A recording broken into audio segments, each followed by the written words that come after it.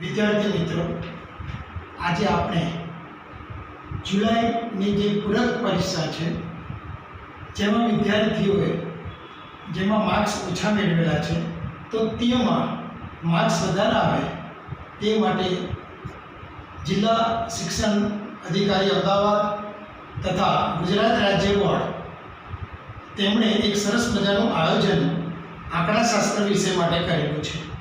હું નરેશભાઈ પંચાલ કુમકુમ વિદ્યાલયની અંદર આંકડાશાસ્ત્રનો વિષય ઘણા વખતથી હું ભણાવું છું।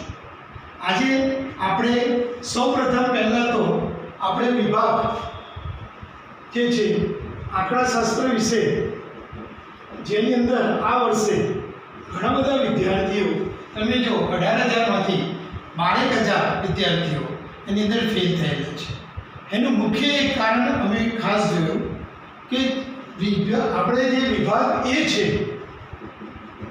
જેની અંદર MCQ જે 20 માર્કના પૂછાય છે, વિભાગ બી છે જેની અંદર એક વાક્યના સવાલ જવાબ છે જે 10 માર્ક્સના પૂછાય છે। તો ખાસ પ્રકારે તમે જુઓ તો આની અંદર જે માર્ક્સ આવવા જોઈએ છોકરાઓના એ આવેલ નથી।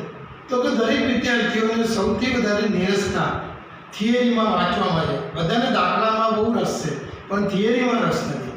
વિદ્યાર્થી મિત્રો, પાસ થવાનો પહેલો રસ્તો તો આ છે, 20 + 10 30 માર્ક।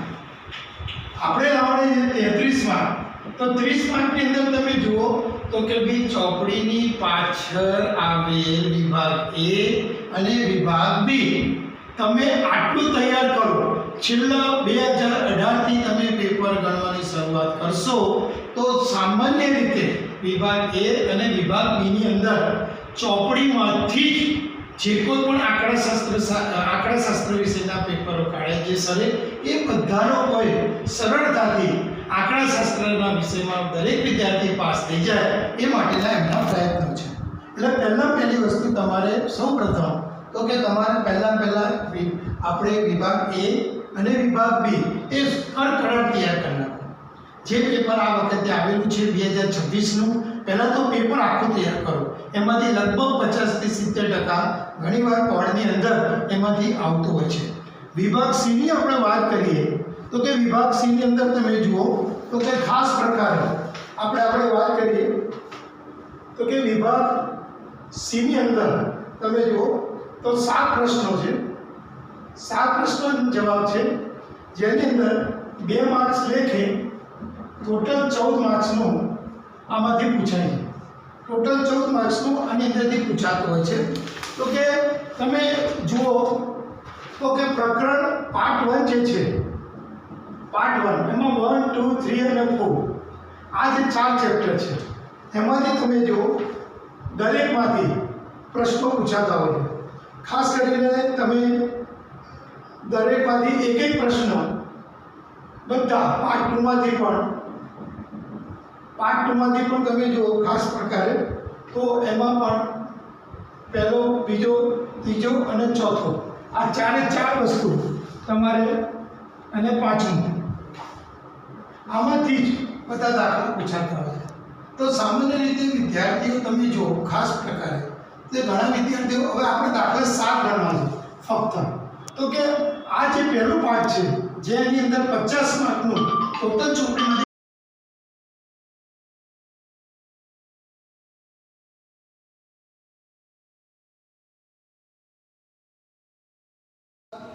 સીની વાત કરીએ છીએ તો એની અંદર મેં તમને પહેલા જ કીધું કે આ 1, 2, 3, 4 પ્રકરણ જે સૌથી સરળ હોય છે। તો કે એની અંદર તમે જો પ્રકરણ 1 ની અંદર આપણે જોવા જઈએ મારા અનુભવ પ્રમાણે તો ઉદાહરણ 6, 7 છે। સ્વાધ્યાય 1.1 ની અંદર ત્રીજો દાખલો છે, ઉદાહરણ 9 છે, ઉદાહરણ 11, 17, 18, 21 છે। સ્વાધ્યાયમાં 1.4માં જોવા જઈએ તો દાખલા નંબર 2, 4, ઉદાહરણ 23, ઉદાહરણ 24 ની અંદર બીજો, પાંચમો, છઠ્ઠો, સાતમો છે। વિભાગ સી ની અંદર 5, 6, 11, 12 તો આ દાખલા તમારે પ્રકરણ 1 ની અંદર બધું પૂછી શકાય। આ ઉપરાંત પ્રકરણ 2 માં પણ આપણે જોવા જઈએ તો કે ઉદાહરણ 13, 15 છે। આ ઉપરાંત સ્વાધ્યાય 2.2 ની અંદર 12, 13, 14, 27 છે અને વિભાગ સી માં પણ 11, 12 અને 13। તો આ દાખલા એકદમ સરળ અને નાના પ્રકારના 2 માર્ક્સની અંદર પૂછાતા હોય છે. પ્રકરણ 3 ની વાત કરીએ આપણે નિયમની અંદર, તો કે ઉદાહરણ 8, 9, 10 અને 12. આ તમારે આમાંથી પણ ઘણીવાર આપણે નાના દાખલા પૂછાય. ઉપરાંત વિભાગ સી ની અંદર 2, 3, 6, 7, 9 અને 10 જો તમે ગણો તો હું માનું છું ત્યાં સુધી તમારા કોઈ પ્રોબ્લેમ્સ નહીં આવે. આ ઉપરાંત પ્રકરણ 4 જે છે તો કે એની અંદર ઉદાહરણ 7 છે, વિભાગ સી પણ છે જેમાં 3, 4, 5, 8 અને વિભાગ ડી ની અંદર 10મો અને 11મો જે નાના દાખલા છે એ બી ઘણીવાર 2 માર્ક્સમાં પૂછાતા હોય છે. તો આ રીતે તમે જો આ પ્રમાણે તમે તૈયારી કરી શકો છો. બંને અંદર મેં જેમ તમને વાત કરી તો કે તમારે આ પ્રમાણે આટલું કામ કરવાનું છે. આટલા દાખલા તમારે પ્રેક્ટિસ તો કરવા જ પડશે. આ ઉપરાંત પાઠ 2 માં વાત કરીએ કે જેમાં સંભાવનાની અંદર તમે જો કે વ્યાખ્યાઓ જે તમારે પૂછાય છે તો એ વ્યાખ્યાઓની ઉપર પણ તમારે ખૂબ જ ધ્યાન આપવું પડશે કે જેમાં વધારે પડતી તમે જો કે જે વ્યાખ્યાઓ જે પૂછાતી હોય છે કે કઈ ચોક્કસ ઘટના છે, નિસર્ગી ઘટના છે, નિરપેક્ષ ઘટનાઓ છે, સમસંભવી ઘટનાઓ, તફાવત ઘટના છે, આ બધી ઘટનાઓ તમારે મોડે કરવાની રહેશે. આ ઉપરાંત ઉદાહરણ જે આપેલા છે મેં તમને 7, 9, 10 છે. સ્વાધ્યાય 1.1 ની અંદર જો તમારે કરવું હોય તો કે 11, 12, 13, 14 છે. ઉદાહરણ 13, 15 આમાંથી એવું ના માનતા કે ભાઈ આ સી વિભાગ જ છે, આમાંથી ઘણીવાર ડી વિભાગમાં પણ આ ટાઈપના દાખલા પૂછાતા હોય છે. ઉદાહરણ 13, 15 પણ છે. સ્વાધ્યાય 1.2 ની અંદર તમે જોવા જાઓ તો 4, 9, 10, 11, 15 અને 16 આ પ્રકારે તમે દાખલાની પ્રેક્ટિસ કરી શકો છો. વિભાગ બી ની અંદર જે ટેક્સ્ટબુક ની અંદર જે વિભાગ બી છે આપણો એમાં તમે જો 2, 4, 6, 8, 9, 11, 13, 17, 22, 24, 26, 28 એને પણ તમે ગણીને તૈયાર કરો. પ્રકરણ જે 2 છે તમારું યાદચ્છિક ચલ અને અસતત સંભાવના વિતરણ, તો જેની અંદર ઉદાહરણ 2, 3 છે. સ્વાધ્યાય 2.1 ની અંદર દાખલા નંબર 9 છે. દ્વિપદી વિતરણના ગુણધર્મો છે. સ્વાધ્યાય 2.2 ની અંદર 1, 3, 4 છે. વિભાગ સી માં પણ તમે જુઓ તો કે 1, 3, 6, 8, 9 અને 10 જો આટલા ચેપ્ટર આટલા દાખલા તમે ગણો તો હું માનું છું સંભાવના એટલું બધું ટફ નથી, કારણ કે આની અંદરથી ફક્ત 3 માર્ક્સના દાખલા પૂછાય. આમાંથી 4 માર્ક્સનો દાખલો કેમ નથી પૂછાતો તમારે.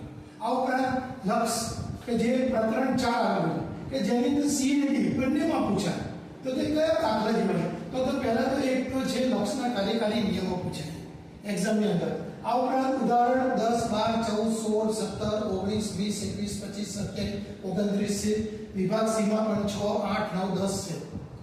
આ ઉપરાંત પ્રકરણ જે 5 છે તમારું છેલ્લું જે તો કે ભાઈ એની અંદર કે જે વિકલનમાં પણ તમે જો ઉદાહરણ 2, 4, 7, 9, 10, 11, 14, 19, 23, 27 જે બોર્ડમાં પૂછાયેલો છે પીઝા વાળો દાખલો. આ ઉપરાંત 29 નંબર.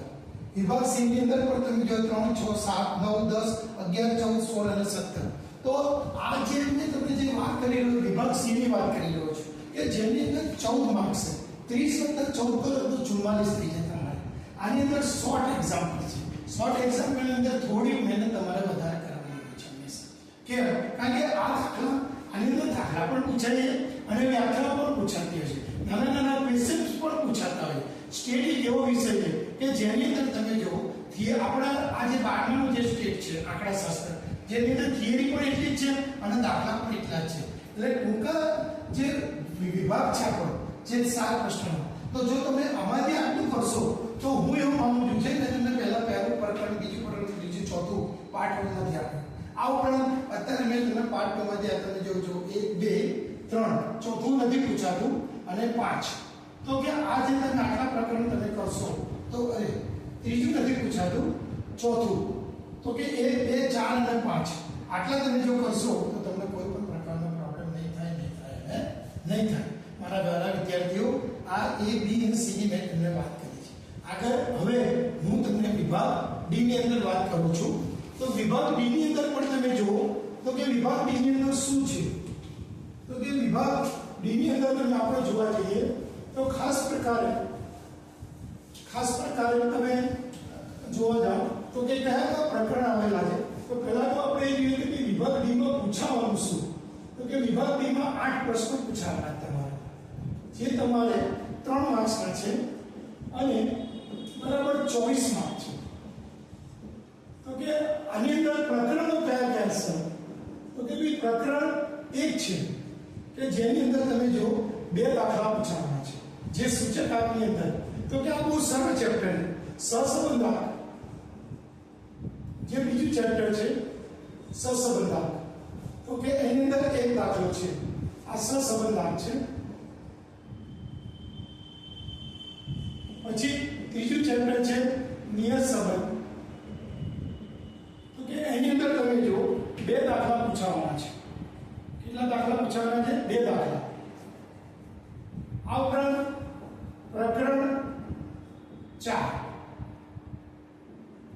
તો જેમાં તમે જુઓ પ્રકરણ 4 નથી પરંતુ પાર્ટ 2 છે. એમાં સંભાવના આપેલું છે આપણું. તો કે સંભાવનાની અંદર 2 દાખલા પૂછાવાના છે. જે મેં તમને હમણાં જ આપ્યા, જે સીએટીમાં પણ કામ આવશે તમારે. પછી જે યાદચ્છિક ચલ વાળું જે ચેપ્ટર છે, યાદચ્છિક ચલ અને અસતત સંભાવના વિતરણ. તો જેની અંદર એમાં પણ તમારે 2 દાખલા પૂછવાના છે. આ ઉપરાંત બરાબર જો વિકલન પણ પૂછાવાનું, પણ ધારો કે વિકલન ના આવડતું હોય તો તમે આ રીતે તૈયારી કરી શકો છો. વિભાગ ડી ની અંદર તો કે તમે જો 2 1 3 2 5 2 7 તમે 9 દાખલા લો તો તમે આટલી તૈયારી કરો તો વિભાગ ડી ની અંદર પણ તમે જો કે જે તમારે ફક્ત એની અંદર લગભગ જોવા જઈએ તો આજ દિન સુધી દાખલા પૂછાય. એટલે તમારે દાખલાની પ્રેક્ટિસ કરવાની રહેશે. અને જો વિકલન આવડતું હોય તમને તો તમારા વિકલનના પણ તમે દાખલા તમે ગણી શકો છો. ત્યારબાદ છેલ્લો જે વિભાગ, એના પછી જે વિભાગ છે ઈ. તો કે ઈ ની અંદર તમે જો પાર્ટ 2 માંથી પૂછાય. ઈ હંમેશા પાર્ટ 2 માંથી પૂછાય. જેમાં પ્રકરણ તમે જો 3 4 અને 5 જેમાં કયા પૂછાય છે? 3 4 અને 5 આ આટલા પ્રકરણમાંથી હંમેશા પૂછાતું હોય છે. તો વિભાગ ઈ જે છે, વિભાગ ઈ જે તમારે 12 માર્ક્સનો છે અને 4 માર્ક્સના 3 દાખલા પૂછાવાના છે. હવે આપણે કરવાનું શું છે? તો કે હું એવું માનું છું ત્રીજું ચેપ્ટર જે છે તો જેની અંદર આપણે જોઈએ કે આપણે પ્રમાણ્ય વિતરણ, કે જેમાં આપણે આ ટાઈપના દાખલા આપણે દોરવાના આવતા હોઈએ. તો એની અંદર તમે જો કે થી વધુ થી ઓછા ની વચ્ચે એનો એક દાખલો વધારે પૂછાતો હોય. આમાં ટોટલ 2 દાખલા પૂછાય. ચોથાની અંદર લક્ષ છે તો લક્ષની અંદર પણ તમે જુઓ તો સ્વાધ્યાયના જે દાખલા છે અને 5માની અંદર જે દાખલા આપેલા છે, જે છેલ્લા આપણે જે છેલ્લો જે વિભાગ છે આપણો 5મા ચેપ્ટરની અંદર આ ઉપરાંત ઉદાહરણ 25 પણ પૂછાય છે. અને વિભાગ F ની અંદર જે દાખલા આવેલા છે, જેની અંદર વિભાગ F ની અંદર આની અંદર વિભાગ F તો કે ભાઈ એની અંદર 5 હું માનું ત્યાં સુધી 4 5 અને 6 આ વધારે પૂછાતા હોય છે. અને ઉદાહરણ 22 આ સૌથી વધારે એક્ઝામમાં પૂછાતું હોય છે. તો આના ઉપર તમે જો ભાર આપશો તો તમારો વિભાગ ઈ જે છે એ પણ ક્લિયર થઈ જશે. આપણે અહીંયા ફક્ત ટ્રિપ્સ માટે ભેગા થયા છે, નથી કોઈ દાખલા આપવા માટે ભેગા થયા. પણ આ એક મારો એક પ્રયત્ન છે કે તમે આટલા જો દાખલા ગણશો તો હું નથી માનતો કે કોઈ બી છોકરો બોર્ડની અંદર નાસીપાસ થશે. આ ઉપરાંત વિભાગ F ની જો આપણે વાત કરવા જઈએ, વિભાગ F પણ એક એવો છે કે જેની અંદર તમે જુઓ વિભાગ F ની અંદર તમે જુઓ તો કે ભાઈ પહેલું, બીજું, ત્રીજું અને ચોથું જે પાર્ટ 1 માંથી પૂછાવાનું છે. પાર્ટ 1 જે 20 માર્કનો પ્રશ્ન છે, જેમાં 4 દાખલા ગુણ્યા 5 માર્ક્સ પૂછાય. તો કે ભાઈ સૌથી બેસ્ટ ચેપ્ટર સહસંબંધ છે કે જેની અંદર 2 દાખલા પૂછાય. અને ચોથી ચેપ્ટર છે કે જેની અંદર તમે જો આપણે એક તો ચારની જે સરેરાશ છે, જે આ વખતે બોર્ડમાં પૂછાય છે, 4 વર્ષીય જે સરેરાશ છે, 4 વર્ષીય સરેરાશ અને સુરેખ સમીકરણનું અન્વયોજન, આ બે દાખલા એકદમ સરળ છે અને બે દાખલા પૂછાય. એટલે તમે ધારો કે તમે આ ચેપ્ટર નિયત શબ્દના મોટા દાખલા ના ભણો જે લાંબા પડે, તો તમે બીજું ને ચોથું ચેપ્ટર આ કરો તો તમારે 20 માર્ક આવે. આપણે એડ એટલે સૂચકાંક, તો કે સૂચકાંકની અંદર તમે જો આપણે જે દાખલાઓ છે, જે લાસ્ટ યર છે, પાસે છે, ફિશર છે, તો આ ટાઈપના દાખલા આપણે ગણીને તૈયાર રાખવાના. પણ હું એવું માનું છું સહસંબંધના દાખલા જેની અંદર ક્રમાંક સહસંબંધ પૂછાય છે, સહસંબંધ દાખલો પૂછાય છે, આ બે દાખલા આપણને આવડતા હોય, પ્રકરણ 4 આવડતું હોય તો સૂચકાંક ના કરો તો પણ ચાલે. અને જો સૂચકાંકનો દાખલો તમે ગણ્યા હોય અને પ્રેક્ટિસ કરેલી હોય તો પછી સૂચકાંક કરવો વધારે સારું. એટલે મારા વાલા વિદ્યાર્થી મિત્રો, તમે પહેલી વસ્તુ યાદ રાખો કે સ્ટેટ એકદમ સરળ વિષય છે, પણ આપણે એને એક મૂલ્ય બનાવીએ છીએ. પાસ થવા માટેની પહેલી ટિપ્સ મેં તમને કીધું A, B અને C, જેની પર તમે સૌથી વધારે ધ્યાન આપો. વિભાગ F સૌથી મોસ્ટ ઇમ્પોર્ટન્ટ છે, જે 20 માર્કનો પ્રશ્ન છે, જેની અંદર 4 દાખલા પૂછાવાના. એમાં બી મેં તમને બે જ વસ્તુ કીધી છે.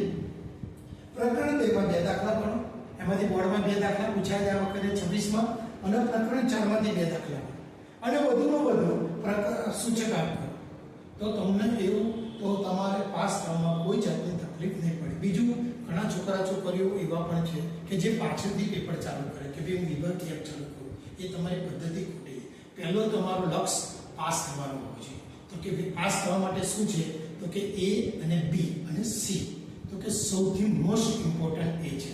તો પહેલા તમે A, B, C લખો, અને બને તો પેપર ક્રમમાં લખવાનું રાખો. હા, કદાચ એવું લાગે તો કે છેલ્લે તમે E કે F તમે બદલી શકો, પણ જો આ રીતે તમે કરશો ને તો આંકડાશાસ્ત્રની અંદર કોઈ વાંધો નહીં આવે. બીજું વિદ્યાર્થી મિત્રો, કે વિભાગ B ની અંદર સૌથી વધારે માર્ક્સ કપાય છે. બોર્ડની અંદર અમે જોવા જઈએ છીએ ત્યારે પેપરની અંદર તો વિભાગ B જે લખીને તૈયાર કરો, અને બધું જ મેં તમને કીધું એ પ્રમાણે આખું સ્ટેટ હંમેશા ચોપડીમાંથી બોર્ડ પૂછતું હોય છે. કોઈ પણ દિવસ બોર્ડની અંદર બહારથી દાખલો એવી કે રકમ બનતી નથી હોતી. એટલે બને એટલો એવો ટ્રાય કરો કે જેથી તમે સરળતાથી આંકડાશાસ્ત્ર વિષયમાં પાસ થઈ જાઓ. Thank you very much.